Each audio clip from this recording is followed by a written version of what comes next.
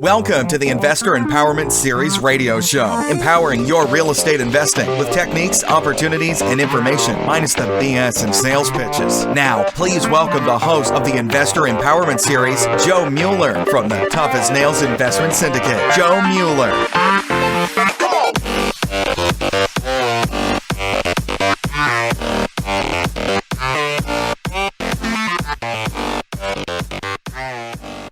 All right, guys, welcome to the Investor Empowerment Series radio show, show number 3. Today I'm totally pumped to have our special guest, Chris Davis, on from RRA Properties. Chris is an experienced fix and flipper as well as a landlord who went full-time about 2.5 years ago. You guys are going to love this show. Please take a moment to hear from our featured sponsors. Today's episode is sponsored by Jordan Capital Finance, offering lucrative rates on fix and flip line of credit loans, as well as opportunities for buy and hold investors. Please visit tannisgroupllc.com/funding for more information. Pathway Financial offers 0% interest on unsecured lines of credit loans for all types of real estate investing. Please visit tannisgroupllc.com/funding for more information. Thank you for considering our featured sponsors. Chris, thanks for joining us today. In order to get started, let's talk a little bit more about yourself and tell us how you got started into real estate. I got started in real estate about 3.5 years ago. I bought my first rental property, and when I bought the property, I already had tenants in there. So I thought that was a pretty sweet deal. It cash flowed okay, but then about 3 months down the road, I started to run into problems with my tenant. They got a little behind on their night court bill. They were about $1,200 behind. So she gave me a call and she asked me if she can get her security deposit back to pay her night court bill. At the time, I wasn't really sure. The nice guy I am, sure, here's your security deposit back. But before I did that, I actually called my real estate agent that actually helped me get the property, and he told me absolutely not. What I would do not give that security deposit back. So I had to go over there and tell him that I wasn't going to give it back to him, and this is how this is going to work. I need to operate this as a business, not as Chris's charity to one of my tenants. But make a long story short, they ended up fixing their night court problem without my help. But then they had a problem with. So I bought this property in January, and the lease was actually up in July. So come June, I was really thinking about not renewing their lease. Only reason because I thought they were not going to pay me my rent if they were having troubles with their utility bills. So sure. I ended up not renewing their lease, and I was going to make a couple changes in the house, fix it up a little bit, and then go ahead and re-rent it. And I happened to talk to my real estate agent, the same guy that sold me the property back in January, and he told me that, hey, Chris, you know what, you put this thing on the market. I was looking at other rentals at the time. So put this thing on the market, you can walk away with a nice chunk of change and go ahead and put down on a different piece of property. I'm thinking to myself, well, I think it's that easy. I said, I tell you what, put it on the market. If you can make me that money, I said I will sell. Lo and behold, 2 weeks later, it was sold. That's awesome. That kind of gave me the whole, wow, this is easy. Maybe I can flip. So my mind really started racing. I sold that property, and I really started doing research on flips. You know, of course, I watch TV, and these guys are making $100,000, $80,000 a flip. Well, I'm sorry, I think that's a bunch of bull. At least not around here in my area. People don't make that. But I really started doing some research on auction properties, REO properties. You know, sure, at the time, that was back in 2012, people were still getting good deals off the MLS. So I was able to borrow some money from a family member, and I got in and bought my first flip property, which is really cool. I actually went to the auction and purchased it. And I did all the research, because you got to research the title and everything. And when I actually purchased the property, I was the only bidder on the property. Scared the living daylights out of me. Because I actually went to this auction a couple weeks prior, and then I see all these guys, you know, you got 5 guys bidding on the same piece of property. I go in there, I think I know what I'm doing. I bid on the property, I'm the only bidder, and I get the property. If I would have known what I've known now, I don't know if I would have bid on that property. I was a little high priced. I got extremely lucky. That flip went very, very well. But what I paid, I probably wouldn't pay the same amount 3 years later on, just because of all the unknowns and what I've learned. So we were actually very successful on our first flip.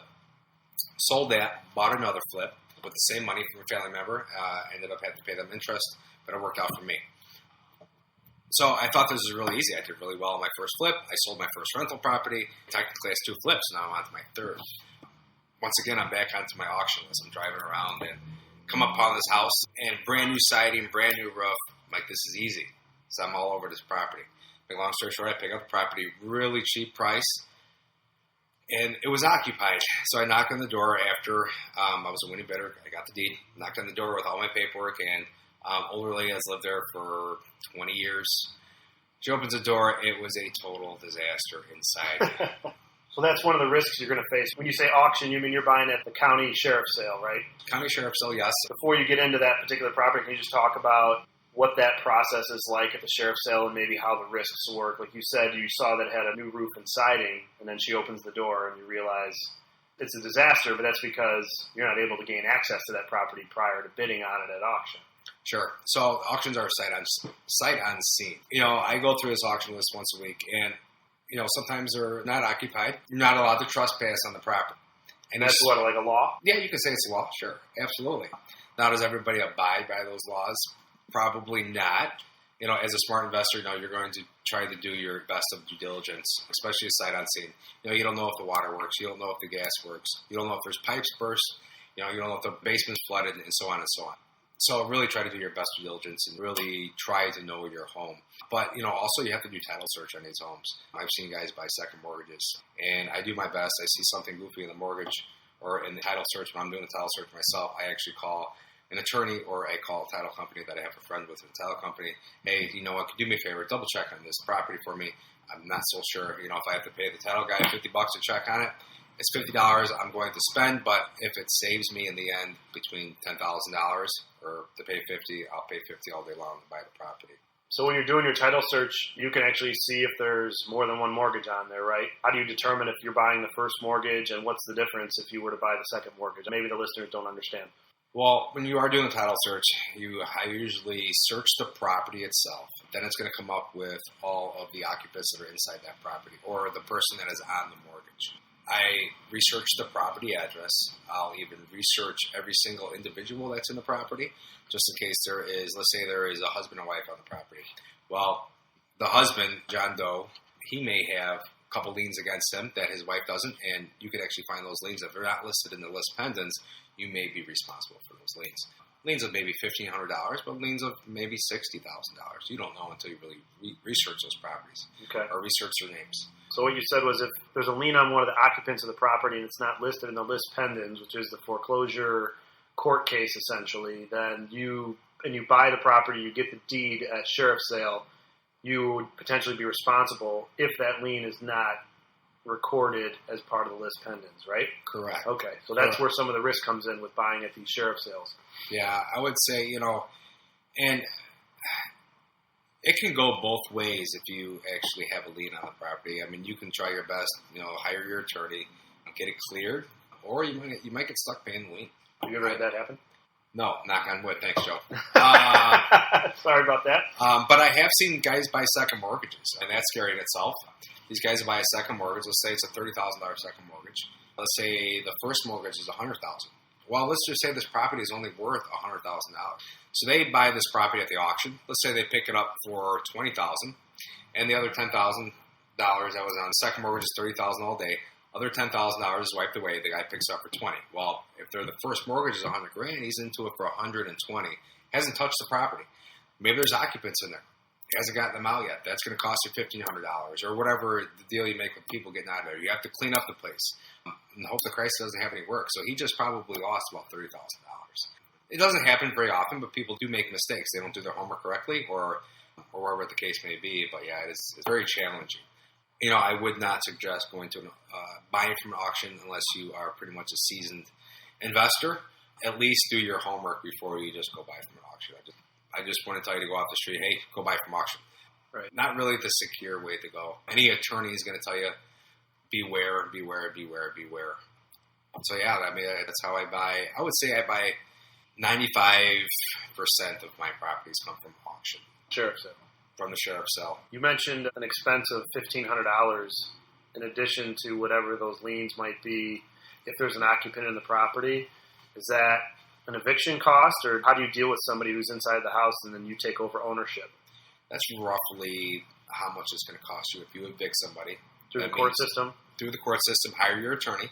You got to pay for your attorney, and you have to pay to file, and some of those fees go toward the sheriff in order for them to come out there. So the sheriff will actually come on the premises, and then you actually have to have people there to move the things out of the home, and you have to pay for that too. So you start adding all those expenses up. My number is always about $1,500. I don't like to go that route. I like to offer keys for cash. First of all, when I first take over property, I bring the deed up to the house, knock on the door, introduce myself, try to come off in a real nice way. Not, hey, you know what, I bought your house, get out. That doesn't work. I try to help them. Let me help you move. And I just kind of assess the situation.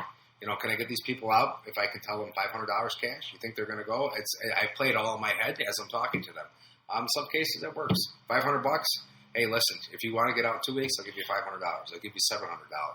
And the people know that they're already in foreclosure. They already know that I went through the court system. They know they have to get out. It's just, you really just got to push them and be very nice as you push them. But, I've had good success. I have not had to evict any. Even though I know my numbers, I haven't had to evict. I think the most I paid was about $1,000 to get somebody out. Okay. Now there's a cash for keys, $1,000. So you never actually had to go through the eviction process with one of these occupants of a house you purchased at auction. Correct. Okay. Correct. Well, that's good, because that means that the people that live there are probably pretty happy. Instead of just getting kicked out in the street, they actually get some cash from you, and they already know they're supposed to move, so it's just a little bit of extra money that can help them get into their next place. Sure. Cool. Absolutely.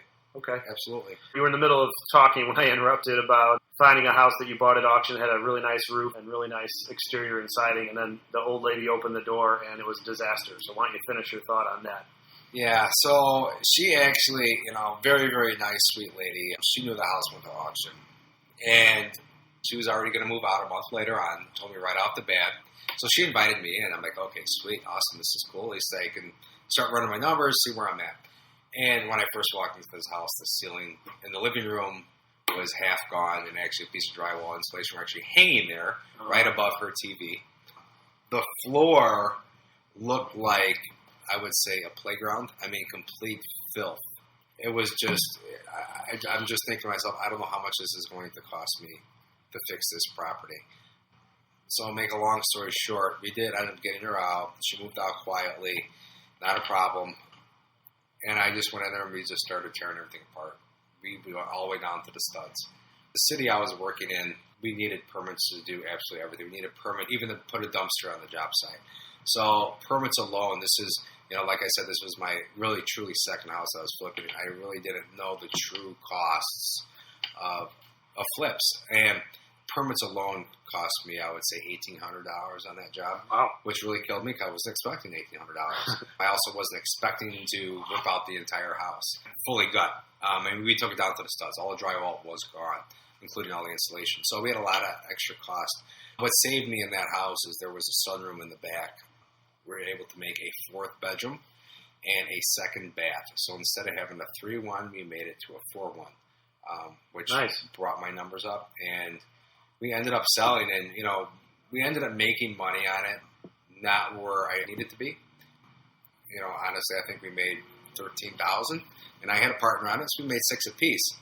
Now, during this whole second flip, I actually left my job and started doing this full time, and I'm thinking I'm going to make all this money flipping. I make $13,000 on this house. 6 goes in my pocket, 6 goes to my partner's. I'm thinking to myself, wow, I'm going to have to flip like 50 houses a year to make what these guys are making on TV. I'm like, this is nuts. How am I going to do this? But I really didn't let that discourage me. I went out and, we got the money back from that house and we purchased, and I was able to get hooked up with a couple different investors, to lend us some money in order to purchase more properties. And it was, it was pretty much a snowball effect after that. And that was going into January of that following year. Actually, this was last year. This was 2015. From January 1st until the end of 2015, I've flipped and closed on 15 properties. So 15 properties flipped in your first full year as a full-time investor. Correct. Awesome. I think that's great. On top of those 15, I probably picked up a good handful of rental properties. In between? In between. Oh, nice. That was a challenge in itself, too. I mean, that's a whole nother subject we can get into. I wasn't really totally keen after my first little incident with my rental property. Wasn't really totally sold. I was more sold on making quick cash. Okay. If you can flip property and make $20,000, hey, let's do it. Right. That's not always the case. Make less, make more. It all evens out, but it's a good start. No, it's a great start. I mean, very few people have the gusto to have a full-time job and security of that paycheck, and then go after something that they're motivated to do and essentially are interested in and love and start their own business and take that leap. So I think that's incredible. So congratulations for your first full year in investing full-time on your own. And now I know we're 6 months into 2016, so why don't we just talk about how this year has gone for you since we touched on last year? This year is actually better than last year. Even this year is a little tougher finding properties. It's very challenging. There's a lot of competition out there. But, I stay in my game. I know my areas very well, and, I have opportunities to move to other areas that there's really good deals going on, but I haven't yet. I haven't had the need to. I'm on a roll this year. We are on pace to hit over 20 flips. We should close on all 20. When I say close, that means the job is completely done. And the cash is in our hand, we close on the property. We'll end up flipping more than 20, but we haven't closed on all 20. So, job is not complete until everybody's paid out. But we'll definitely close on 20 flips this year. And I think that's a hell of an accomplishment. And we're purchasing more rentals. That was part of my goal is, once now I have my flipping company going, it's really running well. I have people online that are running my job sites. I don't have to be there every second of the day like I was in the beginning. And I'm able to venture into another section of my business, and that's rentals. And I'm really trying to concentrate on buying as many rentals as I can as moving forward, but keeping the flipping going because that's bread and butter. Sure. That's how we make our living. And, we don't take all that money home. And a lot of that money gets reinvested. Sure. Once you get rolling and flipping, I mean, that's the whole key is just to kind of get a little pot of money and you just keep moving that money from house to house to house. Just keep reinvesting it. Sure. One thing you brought up, which I think is important to point out, is you mentioned the word goals. You had a plan. I assume you had some type of business plan with your fix and flip business, and that business plan either was initially put in place with the intent to add rentals as you went along, or as the year transcended, you realized that you needed to modify that plan and create, an additional source of income through rental property. Is that a fair statement? Yeah, pretty fair. I did have a plan for 2016, and I see how well I did on 2015. I had a goal of 20 houses to flip. Last year, I had a goal of 15, but I also had a goal of rental properties. I had a goal of I wanted to buy 5 rentals. Okay. That was my goal. I went past my goal of rental properties, and I hit my goal for flips. So going into 2016, my goal was to hit 20 flips and to double the amount of rentals that I currently own. I'm definitely going to hit my goal of flips. Rentals, we'll see. I've picked up a couple rentals so far this year. I'm under contract for another one. But, with the rental game, it's a little more different because you always need cash in order to go buy these rentals. So it's really, truly a money game. Just moving around money, getting money from investors or however we can make it work, Unfortunately, I wasn't born with a bunch of money, so I have to go out and look for it. I got to hustle for it. Sure. But my investors are happy. I've made wonderful, wonderful relationships with people.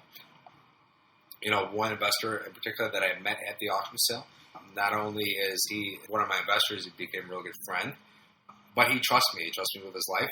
I mean, this guy will give me a full acquisition amount and a full rehab cost, and without a blink of his eye, and he'll know as soon as I'm done with that job, he gets his money plus, whatever agreement that we made out for that house.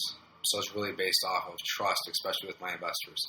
We came really close to losing money on one property, but I didn't take, maybe I made myself a couple $100 on that property, but my investor made his money back plus what we agreed upon as his cut of the deal for lending the money. But I was okay with that because we just, right away, we closed on that house, and you know what? He gave me that money right back to go buy a new house. That's great. An important thing you mentioned was, you formed these relationships that eventually led to partnerships for funding your rehabs. And I think a lot of investors that are wanting to get started are looking at fixing and flipping as, the more sexy way to get involved in real estate, because they've seen it on TV. They imagine these big checks coming from a closing of $50,000 or $100,000. But the key point is that you, as a fairly new investor, 1 year into your investment business, began forming these relationships. Instead of trying to take on all the responsibility of funding it on your own, as well as keeping the entire amount of the profit on your own, you realize how important it was in order to grow your business to establish more connections and contacts and form these partnerships with other investors that are out there in every market to create that situation where you can acquire more property, fix it up, and essentially have no money out of your own pocket. So that's awesome. Can you give me an example of what you were talking about for that worst deal you've ever done? You talked about only making a couple $100. Is that something that, maybe the listeners might be able to learn from your mistakes? I basically comped the property out wrong.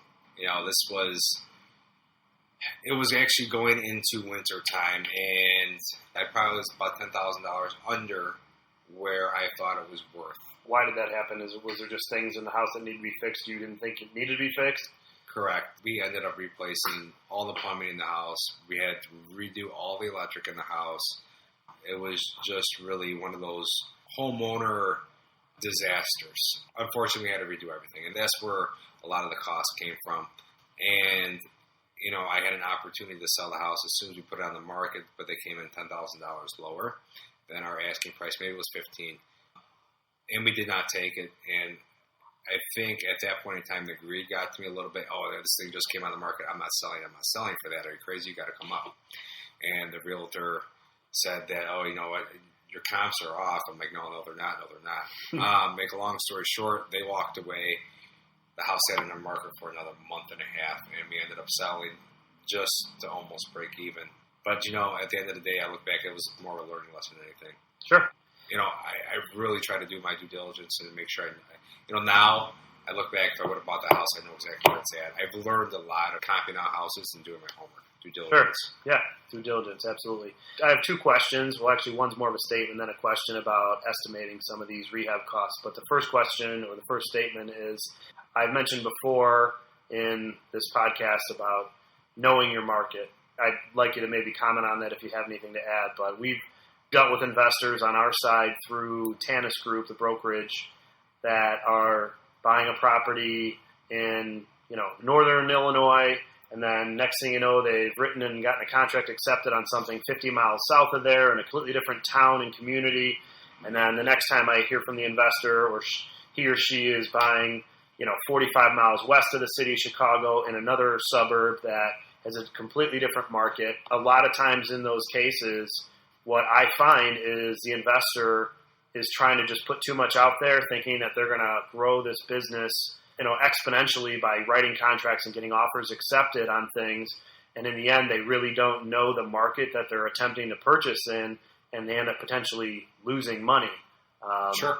And it's happened more than once, not to myself in particular, but some of the investors we work with here at the company. And I'm always trying to tell my clients and my investors that we partner with and we work with, before you even get to the front door of a property, you should have we call it the door jam CMA, the door jam market analysis, meaning by the time you walk to that front door, you already know what you should buy the property for, you know what it's going to sell for. Once you walk through the property, you can get a better idea of what your costs are going to be, but that market exactly. Just like around here, where you and I are both located, which is in the suburbs of Chicago, there's a lot of neighborhoods you and I could pinpoint an exact value on what a house should sell for any given day. Sure. No, absolutely. I believe in that system 100%. I work in I would say 10-mile radius all the way around me. I really stay in my circle, but I can tell you street by street of what these houses are worth. I mean, you get in some areas, a house could be worth $200,000 two streets over. That same exact house is probably only worth $180,000. You could have a $20,000 swing or a $10,000 swing. But I myself, I can walk in the house. Number one, I know how much the house is worth. Mm-hmm. Number two, it's going to take me, I can walk through the kitchen, through the entire downstairs, upstairs, back out in front of the door, and I can tell you roughly how much it's going to cost to rehab. And that goes along with a lot of practice. I do this every single day, and I really got it down. But that's the most important keys. If somebody comes with me in an off-market deal, hey, Chris, I got this deal. Can you go look at this house? Yeah, let me go look at it. I'll give you my purchase price within 5 minutes of walking outside that door. I give them a call. Sometimes it works, sometimes it doesn't. And that's also a new venture that I'm working on, is really trying to find off-market deals. The auctions are getting skinnier. There's nothing on the MLS that really remotely makes sense for me as an investor. Maybe for some other investors they do. I have numbers that I go by. So I'm really looking for that off-market deal. And, I guess it goes along with the auction properties too, but you have to know your number and you have to know it now within 10 minutes. I mean, you're at the auction. You got to know you have a split decision, to make, can I go over a couple $1,000s and be okay? Or the off-market deal, you're going to tell the whoever's selling the property, this is my number, but oh, wait a second, I screwed up. So, can I purchase it for a little cheaper as you're going? It doesn't work that way. So you really have to do your homework for sure. So I have a two-part question about that, which was what I originally was saying. Do you have a general rule when you're estimating? Let's say you're looking at a property that you can't get entry to, but it's 1,000 square feet. I heard in the investor space that investors use a rough number of $30 to $40 per square foot as assumed if you need to do a gut rehab of a house. Let's say it's a 1,000 square foot house. You should be able to estimate that it's going to cost $30 to $40 a square foot as a general number, a general rule of thumb. So let's call it $35,000 for a 1,000 square foot house. If you had to gut it down to the studs, replace the electric, the plumbing, appliances, counters, kitchens, all that stuff. Is that something you've ever used, or you just know from being in that general contractor position in your previous career? No, you know what? To be quite honest with you, I never used $30 to $40 a square foot. I kind of base my number. You know what? I mean, it's pretty accurate, to be honest with you. Okay. I really know, I'll look at, like I said, I'll do my due diligence. If I look on Zillow or I look at any other website, it's going to tell me how many bathrooms, tell me the square footage of the house. But let's just say a bathroom. I mean, realistically, I run my numbers. A regular bathroom should cost me $3,000 between the material to my labor. A kitchen is going to cost me $5,000 to $6,000. That's putting granite countertops in, brand new kitchen. Appliances, $2,000 on a regular house. So I kind of know those numbers top of my head. I know how much carpet's going to cost me, or hardwood floors. But yeah, I do round my numbers. I would say on a 1,000 square foot house, you're pretty safe with $30,000 budget. If you run into a problem, you're always going to have unknowns. I don't care what house you buy, something is going to cost you money. If it costs you $100 or if it's going to cost you $5,000, something is going to go wrong and it's going to cost you money. So I always leave some sort of cushion in there when I run my numbers. That was actually my other question was, do you put in like an automatic overage amount, like 10%, 20%, or any type of number that you might be able to explain a little bit on why you use that number, like 10%? It's funny you mentioned that. I went and looked at a house. I was looking at one this morning that's going on the auction block, and I was walking the outside. It was not trespassing, I hope. Not trespassing, but it was vacant. Oh, okay. So we were able to see through the windows. I just seen a couple other things in my gut feeling telling me, okay, you know what, I think we can get away with $40,000 rehab. And I walk in the back, and this deck they had a big, huge, massive deck, and I'm thinking, oh my gosh, this thing's going to cost me $5,000. And okay, what if I just rip it out and put grass in? I'm like, you know what, my budget went from 40 to 45, snap of fingers. But I felt more comfortable with that 45 because, truly, I don't know until I really, truly get in there of what it's going to cost me. But I have that ballpark number, and I really try to stick to it because at the end of the day, if I budget a house for $30,000, if I go over that budget, it goes into my profit. It goes, personally, I still have to pay my investor what I told him I was going to pay him. That number does not change. So it hurts my personal book. So, sure. If they're running a little over an hours or something like that, I mean, they have to, I have a conversation with them. They have to buckle down. We got to get this in and get it done fast unless, we're not being productive. What's your usual turnover time of a flip, just out of curiosity? Like, how long does it take you from the day you buy it, or the day you get access to the property, let's call it, because sometimes the closing process can take time. How long does it take you to fix up, your average single-family house that you're investing in? I would say we're averaging roughly about a month, depending on the flip. If it's an easy flip, I think our fastest we've done 2 weeks. Wow. But usually about a month. We can do a full gut. Might be 5 weeks time we're really said and done. Because I try to, we have multiple projects going on at once. I think now we have, I think 4 underneath construction. They're all pretty much different stages. And so there may be a couple days in between where there's absolutely nobody there. I have all these other guys, my subcontractors are on different jobs or on my other jobs that I have going on, whatever the case may be. But yeah, it's usually, I would say, between 4 to 5 weeks, to be honest with you. Okay. So you mentioned as well, like when you're dealing with your investor partners, is that it sounds like it's a joint venture type situation where you're splitting that profit, but you also said that if you tell them a number that they're going to make, let's call it $10,000, that no matter what happens, you make sure that they're paid whatever that amount is you said it was going to be of $10,000. Sure, of course. Okay. So Yeah. are you structuring more like a joint venture, or are you doing more like a private funding where you say I should have this property for 3 to 4 months by the time I acquire it all the way to the time that I sell it on MLS? Or is it like a paid interest rate, or how does that work? You don't have to go into too much detail because I know you've got private contacts that we're not going to be revealing to everyone that's listening, but tell us a little bit about how that financial side works when you're borrowing money. Sure, that financial side can work a couple different ways. Number one way I like to use, quite honestly, is sometimes I'll pay 8% to an investor. 8% interest only? 8% interest only. Now, you can go to different institutions that's going to loan you hard money, and you want to pay 13% and pay 3 points on top of that. You're not going to make any money, at least not in this market here. So you really have to find those private investors and really work with them and have them trust you. And think about it. Okay, let's just take $100,000, and I paid them annually, right? So you take 8%. On $100,000 annually, it's $8,000 a year. I'm realistically using that money for 6 months. Usually it's 5. And that's from the point of acquisition all the way till it's closed out. Correct. You sold it to a new buyer. It's usually about 5 months. Okay. I've tried every single way around there, and that's how it always ends up 5 months. Even if I like this property that kind of get on the subject that I flipped in 2 weeks, I ended up holding on to that thing for 5 months. Got it under contract. We were all the way a week before closing, and the contract fell through. So I had to put it back on the market. Okay. But, we had multiple offers next time we put it on the market. But once again, you had to wait another 45 days until we closed. Every closing is 30 to 45 days. And that's what hurts. But going back to your financial situation or your finance question, yeah, every investor is different. Every partnership that I have is different. I use different partners, and pretty much I have one main partner that I work with, but we also partnered up with a couple other people. So, I'll make one example. I have a couple houses that I just have my money in, and I split the acquisition and I split the rehab. We split the profits. Another example is I have an investor that he gives me all the money, and he wants 25% of whatever the profit is. That works for me. If I rehab it, I get 75%. Now, if somebody helps me rehab, or if I use my partner that I usually use, then him and I are going to split the other 75%. And sometimes that's easier for me. I like to work in partnerships. It's because there's so much demand. What I mean by demand is, you have to deal with municipalities. You have to deal with getting the material. You have to make sure all the contractors are there on time. You have to make sure your guys are there on time.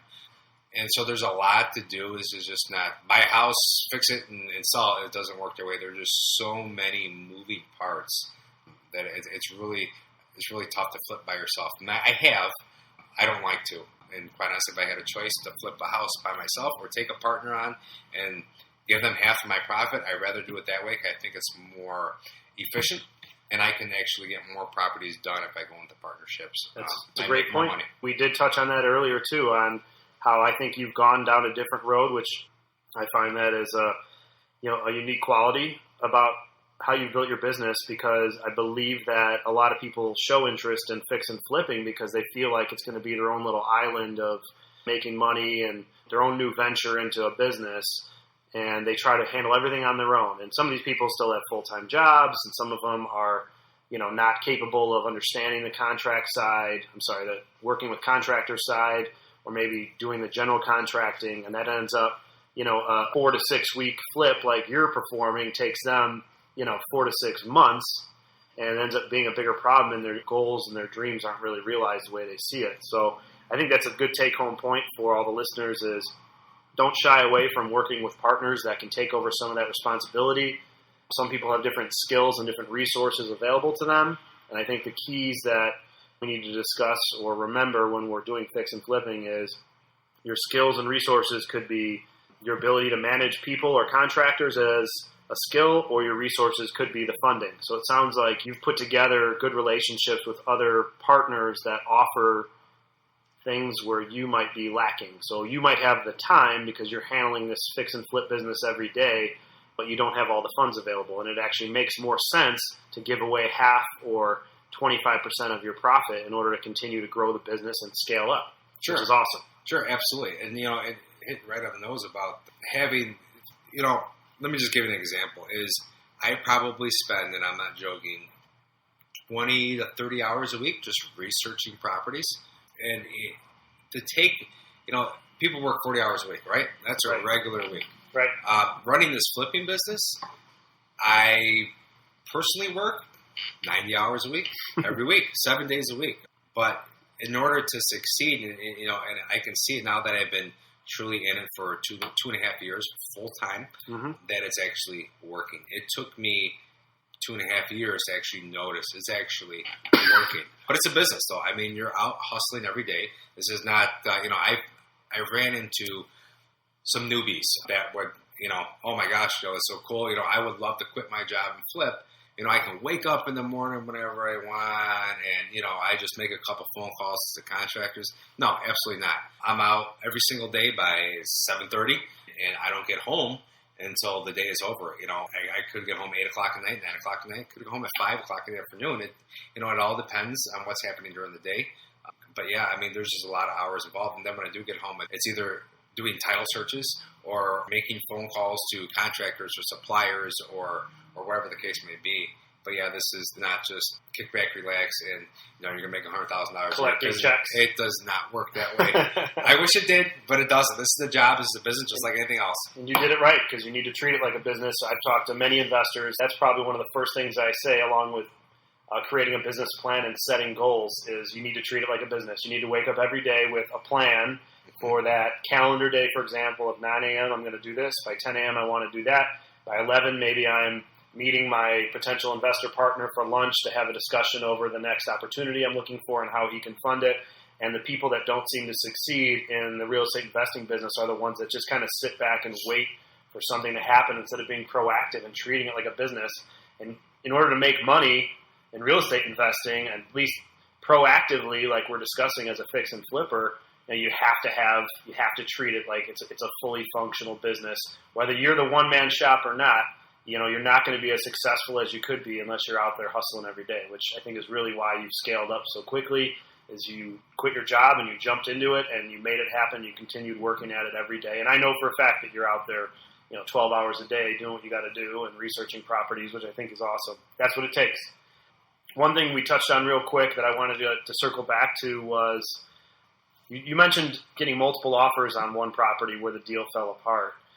And I think it's important for the listeners to hear about, tell me what a real fix and flip rehab should be like what quality finishes, at least in our market. And I think in most markets, I mean, you're not slapping on paint and just throwing new carpet on there, right? I mean, tell me about the finish quality and what your vision is when you walk into a property.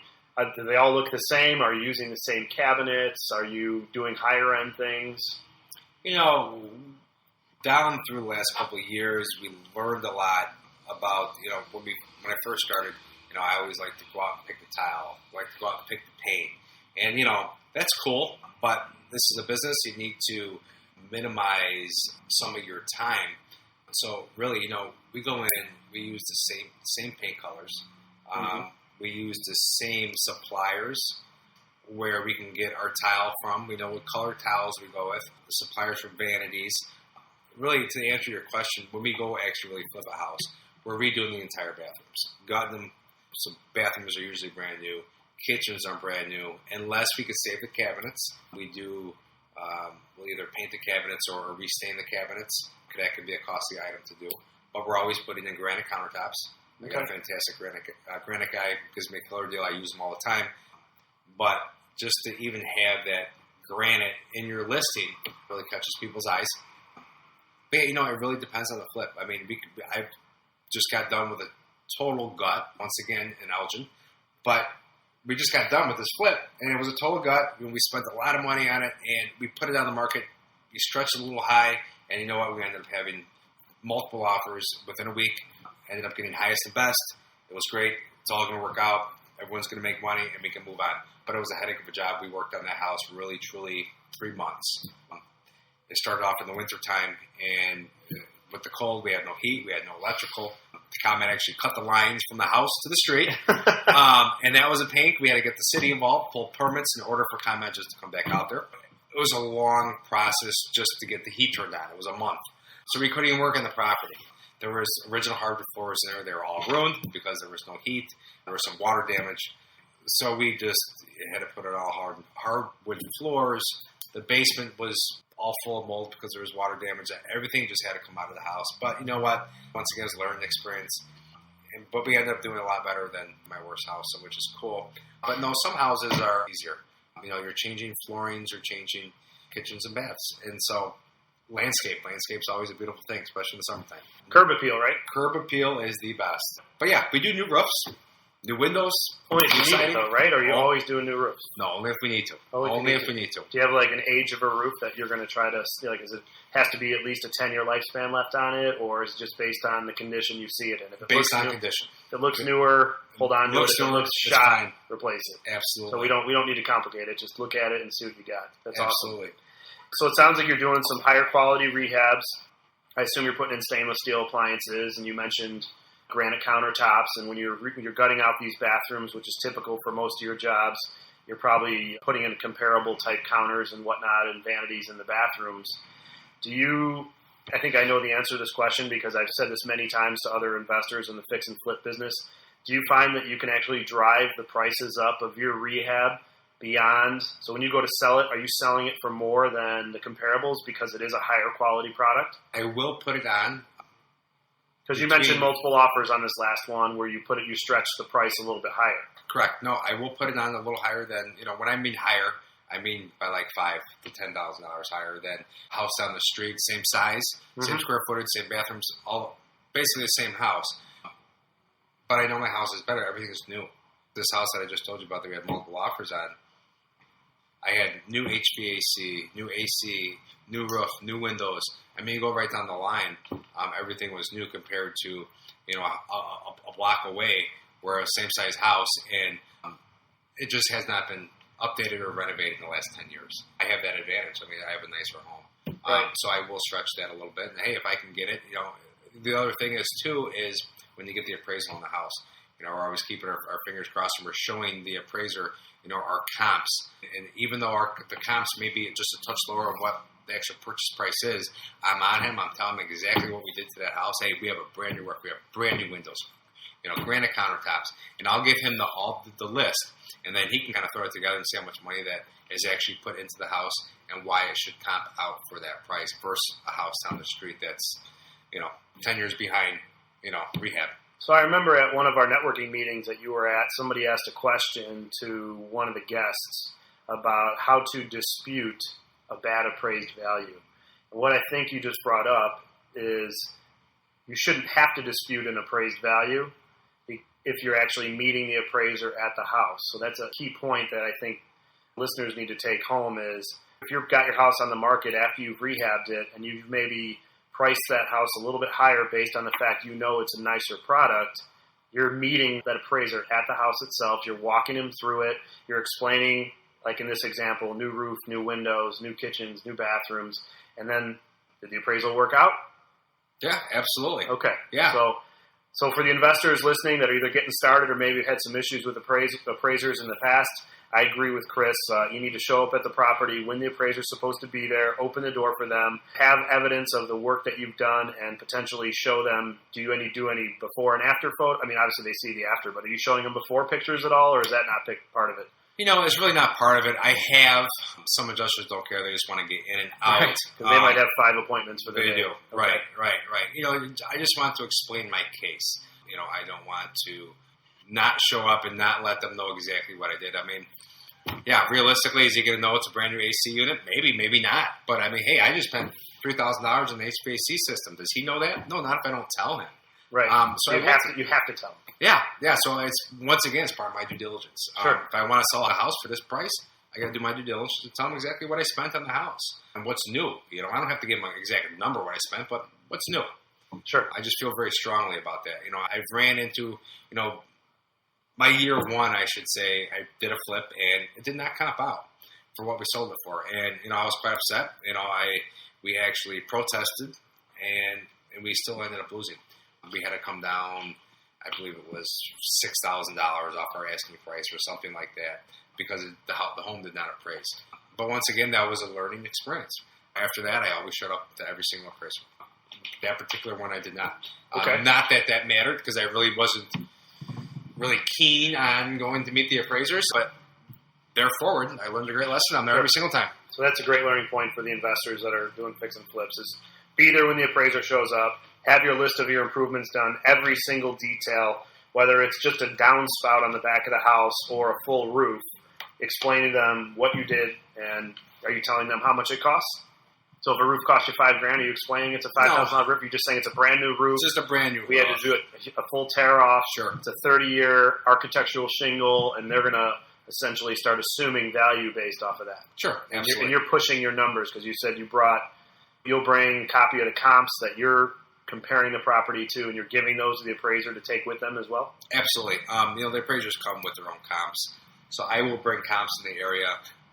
I would say 8 out of 10 times, the appraiser is going to have the same comps I do. Okay. And then I just make sure he has every single comp that I have that I pulled that, it usually works out pretty good. I mean, these guys are, they're doing their job, right? They're pulling their comps. I just want to make sure they did not miss a very good comp. If they did, I don't want my house appraised a little lower than what it should be. So very important. House is selling for, it could sell for $100,000, sell for 2 or 3. But when somebody walks into a flipped home, do you want to see perfection? I walked into multiple flipped homes that were not mine, and right away what I look for is all the imperfections, and I can see them all over.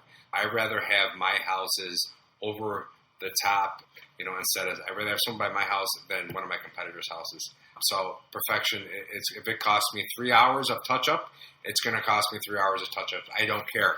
Then it looks perfect. Sure. So, I try not to micromanage, but when it kind of comes to the touch-up part, I want to be right there in the action and mark all the mistakes. And I just want to make sure it's done correctly. Not that I don't trust my guys, but the buyers appreciate it's the small things. The little details help sell the house. For sure, without a doubt. So that brings up a question that I often get as well is how do you pay your contractors that are performing work at your properties? Not what, but, is there a contract? Do you pay them in installments? Do you ever pay everything up front? Do you not pay them until the work is completely done and the touch-ups are finished? Majority of my contractors I use over and over. I do bid them out every time. I keep them honest. I may have, 2 painters I use or, a couple different drywallers. But I do use those same guys over and over because we have multiple jobs going on. And every single one of them asks for a little different. Some guys they want half. Other guys they'll do the job in thirds. Mm-hmm. Either way is okay with me. I will not pay anybody over half to start off with. And yes, there is contracts. When you do contracts, I want everything in writing just in case they try to skip town. You don't know. Sure. I'm not saying I don't trust my guys, but you can't trust everybody. Right. It's my money that's going out there on the table. So great point. But yeah, no, they do not get paid until the job is done, for sure. So you might pay them half up front, and then they finish 2 weeks later. Let's say the painter finishes 2 weeks later, and then you're walking through the property. You've got your roll of blue painter's tape, and you're marking, let's say, a piece of trim that's got a drip on it, or maybe a section of a wall that has some type of mark or something. Are they not getting the rest of their payment then until all that stuff's completed? All work is done. Okay, so that's a great point because I know there's a lot of investors out there that maybe they're newer, maybe they trust their guys too much, but they're fronting this money up front, and I'm sure there's guys out there that have gotten burned on it as well, including myself, where the guy doesn't complete or the gal doesn't complete the job, 100%. We'll call it a 95%er, right? There's a lot of those out there where they're not finishing the job all the way. So it's important to stay on top of those contractors, and I think that's a great point for the listeners.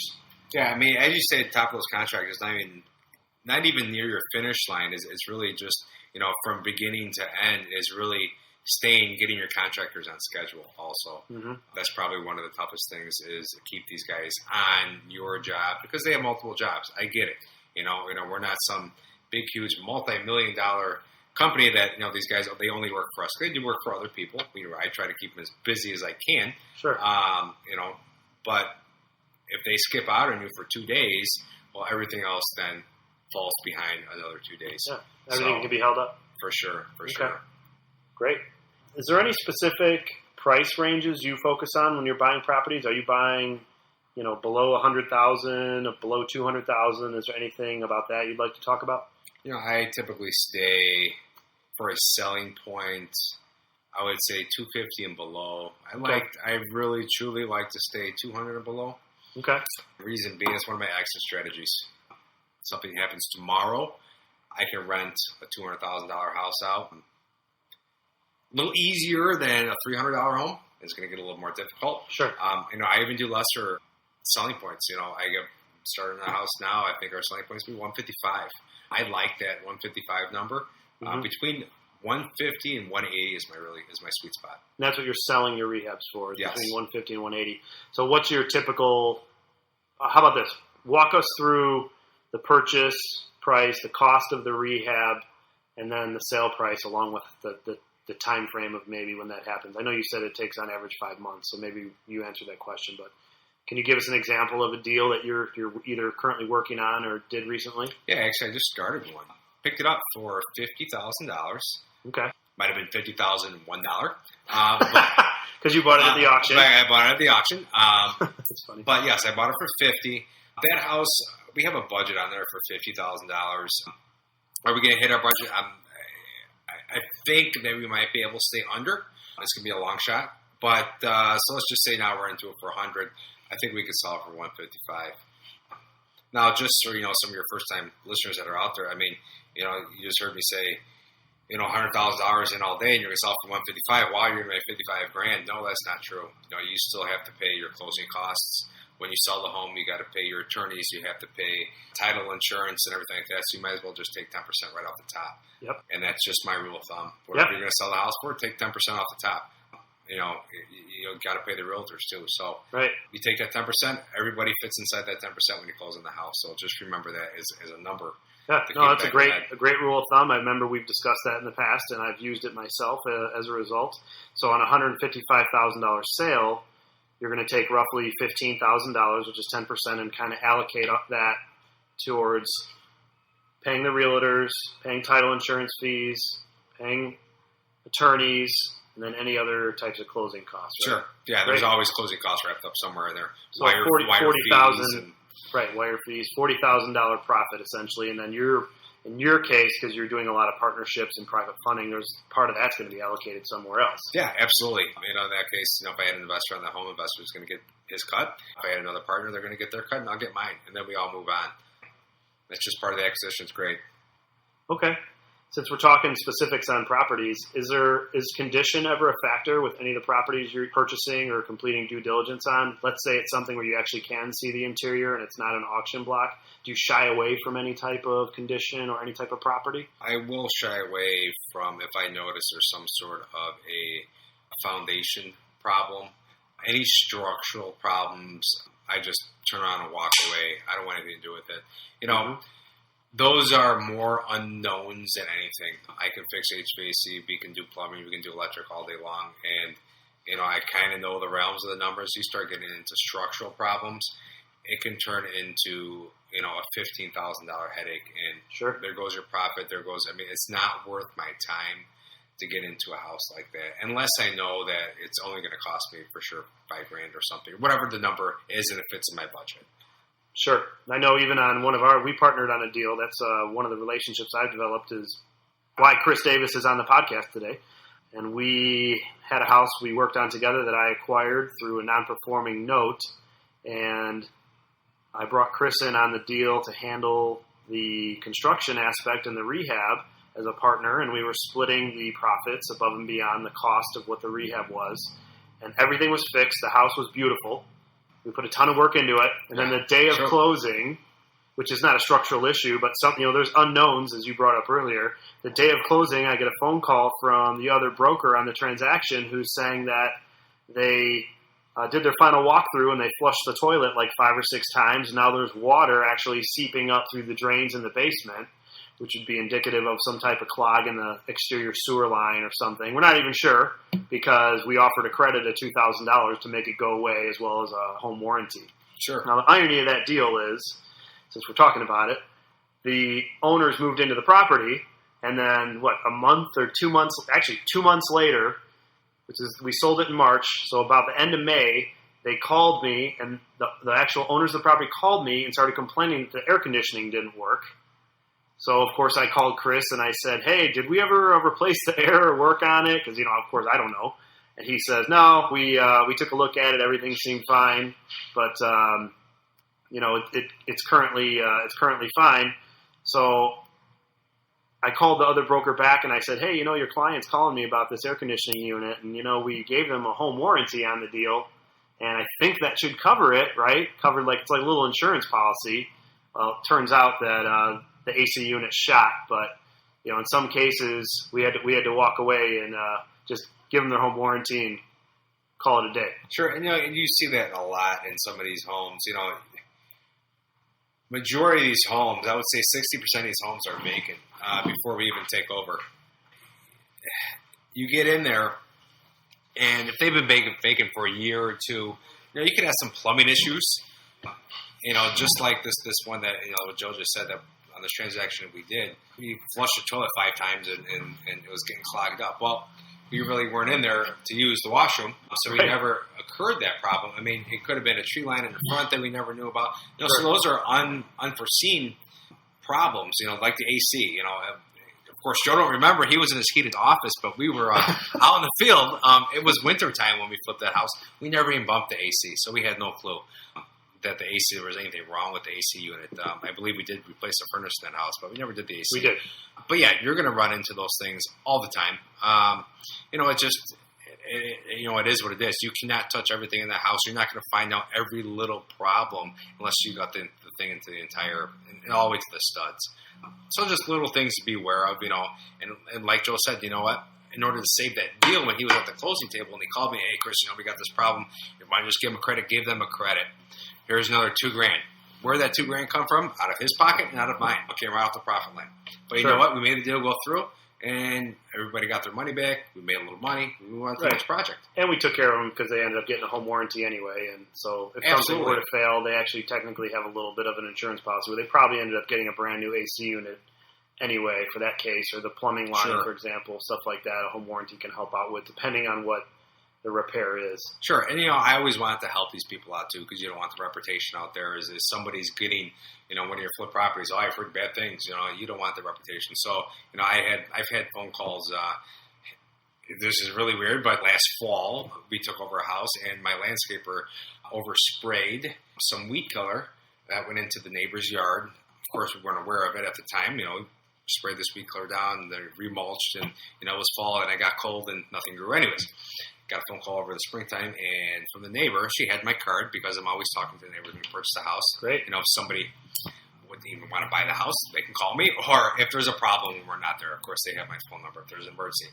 But she called me up and said, Chris, I think your weed killer got into my grass. It was the springtime, and the grass that's right away. I call up my landscaper, and I'm like, I don't care what you have to do, but you got to get your butt over there with some grass seed and some black dirt and tear out whatever is burnt from your weed killer. But you know what? We did that, not a problem. And she was very thankful of it.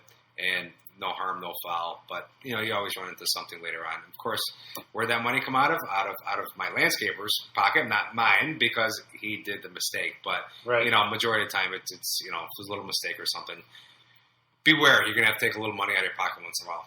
So. Okay. So I only have a few more questions, so we're going to kind of start to wrap it up here for this podcast. And we're gonna ask a few more questions about you and what you are looking for potentially. So my first question is there anything that you're currently out there looking for, whether it be another investor or partner or maybe someone to joint venture a deal on, that you'd like to talk about? I'm always looking for investors or, even, joint is a pretty tough word. I really like to know somebody before I really do any type of business with them. And I've been through a couple business relationships that haven't worked out so well. But, you live and you learn by those mistakes. But, yeah, always looking just for, even if someone brings a deal to me, they don't know how to close the deal. And, this is their first deal or something. Let's just say their neighbor is selling their house or wants to get rid of their house. And, you can buy it for cash, but you can't get the cash or whatever the deal is. Yeah, I'm looking for those. Somebody comes up to me, let me help you out. Let's figure out something in our portion. Maybe we can do a small little deal real fast and get it done. Everybody's happy. Everybody makes money. But I always got I do a lot of networking. I try to go to network groups. Actually, Tanis Group holds a wonderful networking group. The Investor Empowerment Series. Yeah. But I attend every single one of those. And you know what? Every time I do meet the same people, but I'm always meeting new people. May that relationship go outside that room? It may. I've been to plenty of these groups where I've met these people out for lunch afterwards. They could bring me a deal or they can't. Maybe it's just a friendship. Someone just to talk to about different projects or different problems and solve them together. Maybe they have a contractor that I may need to use down the road or something. But very, very good to network for sure. Great. Have you ever taken any real estate courses related to investing? I have. Well, I guess the course, once again, it was called Mr. Landlord. I guess you can call it a course. It was a weekend deal. That was the convention, right? Yeah. And we were there together. We were there together. Yeah, that's right. Okay. So a bunch of classes held over the course of a couple days, but no specifics, like you haven't bought any type of home study course or anything like that. I'm just asking out of curiosity because I know a lot of people get started that way, and sometimes it's better to just network with people and, jump into opportunity, right? Sure, absolutely. Okay. How about any book or maybe a podcast you listen to that you'd like to mention? You have anything like that you follow? Rich Dad, Poor Dad is one of my favorite books. I've read it multiple times. I have listened to audio multiple times. I just think Rich Dad, Poor Dad is really not just about real estate investing. I think it's an overall life look. People need to have the perspective of that book for sure. Podcast, big fan of Bigger Pockets. I do listen to it every week. I think it's very educational. I would love to be on there, so if you're listening, please call me. Yeah, Josh and Brandon, shout out. That's funny. You ever worked with a mentor at all, or you kind of just did this all by yourself? I started off by myself, but, going into mentorship, yeah, sure, I do got a couple of mentors for sure. I've seen, very good friends of mine, that became very good friends of mine that I've met down through the last couple of years. They have multiple rental properties. I never believed in rental properties. And, I watch these guys this same age as I am, and you know what? I want to be there too. We may have different businesses, but, this guy is really keen on maybe just he just does strictly rentals, or this guy does strictly flipping. So I'm trying to get a well-rounded, and I'm always watching these guys. And you know what? I have an older friend also that has been in the game for 30 some odd years. And you know what? He's got a hell of a business. He ran a hell of a business, and he basically, if he wants, he is retired, but he does this for fun. And I wanted to say in 10, 15 years, I want to do it just for fun. You need to. Right, exactly. I want to have all my rentals, and if I want to sell a property, sell a property. If I want to buy a property and flip it, I can do whatever I want to do. And that's my ultimate goal, is to have that income coming in at all times. All right, great. So have that passive income help pay for your future. Absolutely. Great. No, I feel the same way. I think that's a great point to add. All right, so that's about it that I have for questions. What's the best way for the listeners to contact you if they're interested in discussing more? You got an email maybe? Yeah, we can shoot an email there. Email is Chris, CHRIS, at grid, GRID, the number 7, properties.com. Shoot me on an email. You guys got any questions? Or you guys want to meet up for a cup of coffee or anything? I'm always, I'm in the area. Hit me up. Wow, another great episode of the Investor Empowerment Series radio show.